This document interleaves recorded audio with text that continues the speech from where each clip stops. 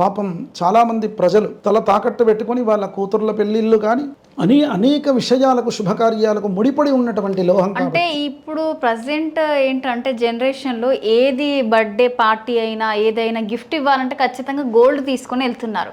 So రీసెంట్గా చూసుకుంటే ఇప్పుడు మాత్రము గోల్డ్ కొనాలన్నా కూడా చాలా అక్కడి వరకు వెళ్ళి రిటర్న్ వచ్చే చాలా ఉన్నాయి ఇప్పుడు. ఎందుకంటే పెళ్ళిళ్ళ సీజన్ మెయిన్గా చూసుకుంటే.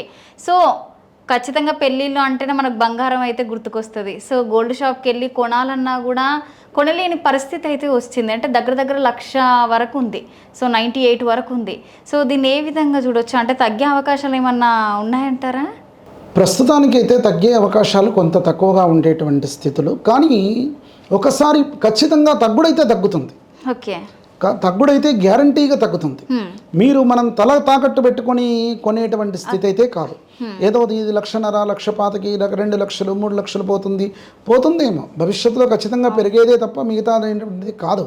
కానీ ఇమ్మీడియట్గా అంత ఇబ్బంది పడేటువంటి స్థితిగా మనం పెట్టుకొని కొనాల్సినటువంటి అక్కర్లేదు. ఖచ్చితంగా సడన్గా, ఎందుకంటే బృహస్పతిలో ఈ విధమైనటువంటి చలనాలు ఉన్నప్పుడు ఖచ్చితంగా సంపూర్ణంగా ఒకటే మారు పడిపోవడానికి అవకాశము అదండి. ఓకే, తగ్గే ఛాన్సెస్ అయితే ఖచ్చితంగా ఉన్నాయంటారు.